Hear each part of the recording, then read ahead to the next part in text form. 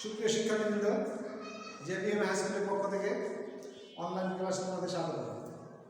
আজ দশম শ্রেণী সাধারণ গণিতে জ্যামিতি অংশ নিয়ে আজ তোমাদের সাথে একটা উপপাদ্য প্রমাণ করার চেষ্টা করব। তোমরা ক্লাস অষ্টম শ্রেণীতে যখন ছিল তোমরা হয়তো দার্শনিক গ্রিক দার্শনিক পিথাগোরাসের নাম শুনেছ অবশ্যই, এবং তার একটা বিখ্যাত উপপাদ্য আছে যে উপপাদ্যের সাহায্যে গণিতের বিচারণ করা যায় না এমন কোনো শাখা নেই। যে ত্রিকোণমিতি বলো, পরিমিতি বলো, যে কোনো জায়গায় তার উপপাদ্য দিয়ে এটা প্রমাণ করা সম্ভব। সেই গ্রিক দার্শনিক যে উপপাদ্যটা প্রমাণ করেছেন সেটাই আমি প্রতিপাদন করার চেষ্টা করব। এটা তোমাদের পাঠ্য বইয়ের 288 পৃষ্ঠা 39 নম্বর উপপাদ্য। আমি দীপক চন্দ্র ভৌমিক, সহকারী প্রধান শিক্ষক, জেবিএম উচ্চ বিদ্যালয় রূপসাপুর। উনি যে উপপাদ্যটা প্রমাণ করেছিলেন সেটা হচ্ছে সাধারণত হচ্ছে কোনো সমকোণী ত্রিভুজের অতিভুজের উপর অঙ্কিত বর্গক্ষেত্রের ক্ষেত্রফল অপর দুই বাহুর উপর অঙ্কিত বর্গক্ষেত্রের ক্ষেত্রফলের সমষ্টির সমান। অর্থাৎ একটা সমকোণী ত্রিভুজ যদি আমরা নেই,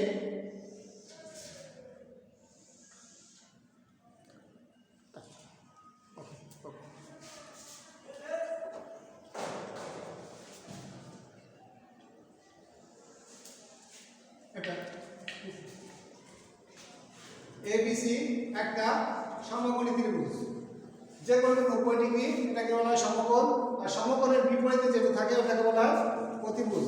উনি বলছেন অতিভুজের উপর অঙ্কিত বর্গক্ষেত্রের ক্ষেত্রফল অর্থাৎ এসি স্কয়ার, এটা এসি অতিভুজ, অপর দুই বাহু বলতে এবি স্কয়ার যোগ বিসি স্কয়ার, এই দুটো যোগফল আর এই দুটো সমান হবে। এটাই হলো উপপাদ্য ছিল। এটা কিভাবে সম্ভব এটা আমরা একটু দেখব। বিভিন্ন গণিতবিদ বিভিন্নভাবে এটা প্রতিপাদন করেছেন। তাদের ভিতর থেকে যেটা সহজ, বোধগম্য এবং তোমাদের বুঝতে সুবিধা হয় আমি সেরকমই একটা উপপাদ্য তোমাদের করাবো।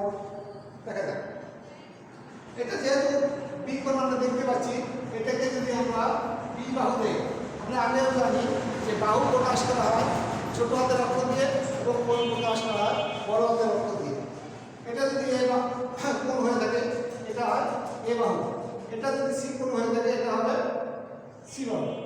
তাহলে আমরা দেখব যে এটা হলো B square equal to C square যোগ এ স্কয়ার, এটা হলো উপপাদ্য। এখন একটু অঙ্কনে আসি। অঙ্কনটা বিসি বাহুটাকে আমরা একটু বর্ধিত করলাম ডি পর্যন্ত। এমনভাবে বর্ধিত করবো যেন এই সিডি অংশটা এ বি এর সমান হয়, অর্থাৎ এ বিটা হলো ছোট হাতের সি, এটাও সি এর সমান হয়। এখন এই ডি বিন্দুতে ঠিক বি এ যেভাবে আছে লম্বালম্বি বরাবর, এটাও এখানে একটু লম্বা টানবো ডিই, আর এটা টানবো কতটুকু, এটা বিসি কতটুকু আছে ঠিক ততটুকু যেন ডিইতে হয়। বিসিটা হলো এ, এটা আমার এ এর সমান হবে,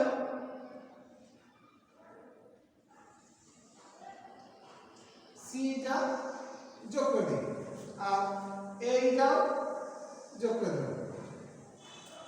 এখন দেখি আমরা দুটো ত্রিভুজ আমরা পেয়ে গেছি। একটা হচ্ছে এ বি সি, আরেকটা হচ্ছে সি ডি ই, আরেকটা, আর পুরো একটা ক্ষেত্র পাইছি এ বি ডি ই। এখন এ বি ডি ই বলতে দেখো এই বাহুটা সমান্তরাল হয়েছে, আর এটা কিন্তু সমান্তরাল না। যে চতুর্ভুজের দুটো বাহু সমান্তরাল আর বাকি দুটো বাহু অসমান্তরাল, তাদের নাম তোমরা অনেকে জানতেও পারো, তার নাম হচ্ছে ট্রাপিজিয়াম। তাহলে এখানে এ বি ডি একটা ট্রাপিজিয়াম, তাই তো? এখন আসো এ বি সি ত্রিভুজ এবং সি ডি ই ত্রিভুজ, এদের মধ্যে কি কি মিল আছে এটা আমরা খুঁজে নেব। এখানে দেখো এ বি বাহুটা, আর এখানে নিলাম এটা সমান করে সি ডি বাহুটা, এটা তো সমান। এখানে নিছি বিসি বাহু, আর এইটা সমান নিলাম ডি বাহু, তাই না? এই কোণটা 90 ডিগ্রি, এটাও 90 ডিগ্রি। তাহলে আমরা জানি কোন ত্রিভুজের দুইটা বাহু এবং তাদের অন্তর্গত কোণ অপর একটা ত্রিভুজের দুইটা বাহু অন্তর্গত কোণের যদি সমান হয়, ত্রিভুজদ্বয় কেমন হয়? সর্বসম। এটা আমরা অষ্টম শ্রেণীতে দেখে আসছি। তাহলে এটা দুটো বাহু তার মাঝখানে কোণ, এবং এখানেও দুটো বাহু তার অন্তর্গত কোণের সমান আমি প্রমাণ করলাম। তাহলে এই দুটো ত্রিভুজ সর্বসম। সর্বসম যদি হয় তাহলে আমি বলতে পারি এসি বাহুটা কার সমান হবে? এসি বাহুটা ডি বাহুর সমান। এসি সমান সমান বি ই, ডি না সি। তাহলে এইটা যদি ছোট হাতের বি হয় তাহলে এটা ছোট হাতের বি। এখন যেহেতু আমরা সর্বসম দেখালাম, ত্রিভুজ এ বি সি সর্বসম ত্রিভুজ সি ডি কি এটা দেখাচ্ছে, এই বাহু সমান এই বাহু দেখাচ্ছে। এখন এই কোণটা এই কোণটা সমান হয়ে যাবে, তাই না? বুঝতে বুঝতে গেছে এই কোণ আর এই কোণ সমান হবে। এখন আসো, একটা সরলরেখা এক সাইডে কত ডিগ্রি কোণ থাকে নিশ্চয়ই তোমরা জানো। একটা সরলরেখা এক সাইডে টোটাল 180 ডিগ্রি কোণ উৎপন্ন হয়। তা আমি যদি লিখি বি এ বি সি এ কোণ যোগ এ সি ই কোণ যোগ ডি সি ই কোণ, এই তিনটা কোণের যোগফল কত হবে? এইটা এইটা এইটা, তাহলে এই তিনটা মিলে 180 ডিগ্রি। ভালো কথা। তাহলে এই কোণটা আবার দেখাচ্ছি, এই কোণটা সমান। তাহলে আমি এই কোণের পরিবর্তে আমি এই কোণ লিখতে পারবো, তাই না? তাহলে BC A plus AC E plus এই কোণটার পরিবর্তে আমি চলে যাচ্ছি এই কোণটা, তাহলে B A C equal to 180 degree. আগেই আমরা জানি কোন ত্রিভুজের যে কোনো তিনটা কোণের যোগফল কত হয়? 180 ডিগ্রি, তাই না? তিনটা কোণের যোগফল যদি 180 ডিগ্রি হয় তাহলে এ বি সি ত্রিভুজে আগেই বলা আছে এটা একটা সমকোণী ত্রিভুজ। তাহলে বি কোণটা আগেই দেওয়া আছে আমাকে 90 ডিগ্রি। এখন তোমরা বন্ধুরা বলো তাহলে এই কোণ আর এই কোণ মিলে কত হবে? তাহলে এই কোণ আর এই কোণ মিলে আমরা 180 ডিগ্রি যদি জানি তাহলে 180 ডিগ্রি একটা 90 চলে গেল, বাকি দুটো মিলে থাকে 90। বাকি দুটো মানে এইটা আর এইটা, তাই না? এই দুটো মিলে হচ্ছে 90 ডিগ্রি। তাহলে আমি লিখতে পারি তাহলে বি সি এ কোণ প্লাস বি এ সি কোণ প্লাস এ সি ই কোণ ইকুয়াল টু 180 ডিগ্রি। আর এই দুটো মিলে যদি আমি 90 ডিগ্রি লিখি প্লাস এ সি ই কোণ ইকুয়াল টু 180 ডিগ্রি। তাহলে আমি এই 90 যদি এই পাশে পাঠাই দিই তাহলে কত হলো? এ সি ই কোণ ইকুয়াল টু 180 ডিগ্রি বিয়োগ 90 ডিগ্রি থাকলো 90 ডিগ্রি। এ সি ই কোণ মানে এই কোণটাও আমার 90 ডিগ্রি প্রমাণ করলাম। তাহলে আমার এইটাও সমকোণী ত্রিভুজ, এটাও সমকোণী ত্রিভুজ, এটাও সমকোণী ত্রিভুজ, তিনটা সমকোণী ত্রিভুজ চলে আসলো। এখন আমি আগেই বলেছি এ বি ডি একটি ট্রাপিজিয়াম। ট্রাপিজিয়ামের ক্ষেত্রফল এটা জানতে গেলে আমাদের পরিমিতি সম্পর্কে একটু জ্ঞান লাগবে। এখানে পরিমিতিতে আমাদের ট্রাপিজিয়ামের ক্ষেত্রফল দেওয়া আছে। যখন ওখানে আলোচনা করা হয়েছে নিশ্চয়ই আলোচনা করা হয়েছিল ট্রাপিজিয়ামের ক্ষেত্রফল কি হবে। ট্রাপিজিয়ামের ক্ষেত্রফল হচ্ছে হাফ সমান্তরাল বাহু দুটোর যোগফল গুণ উচ্চতা। এই হলো ট্রাপিজিয়ামের ক্ষেত্রফল। এখন দেখো তো এই ট্রাপিজিয়ামটা ভেঙে মোট কয়টা ত্রিভুজ হয়েছে? এখানে trapezium A B D E equal, এটা ভেঙে একটা ত্রিভুজ একটা ত্রিভুজ একটা ত্রিভুজ। এই ত্রিভুজটার নাম ত্রিভুজ এ বি সি প্লাস ত্রিভুজ এ সি ই প্লাস ত্রিভুজ সি ডি তিনটা ত্রিভুজ ক্ষেত্র হয়েছে একটা ট্রাপিজিয়ামে। এখন ট্রাপিজিয়ামের ক্ষেত্রফলটা হাফ সমান্তরাল বাহুদের যোগফল হাফ। এই সমান্তরাল বাহু আমি আগে বলছি এইটা আর এইটা, তাহলে এবি যোগ বিই হাফ সমান্তরাল বাহুদের যোগফল গুণ লম্ব দূরত্ব। লম্ব দূরত্ব হচ্ছে বিডি। এই গেল। এখন ত্রিভুজের ক্ষেত্রফল আমরা বিভিন্নভাবে জানি। আমরা সচরাচর যেটা ব্যবহার করি ত্রিভুজের ক্ষেত্রফল মানে হাফ ভূমি ইন্টু উচ্চতা।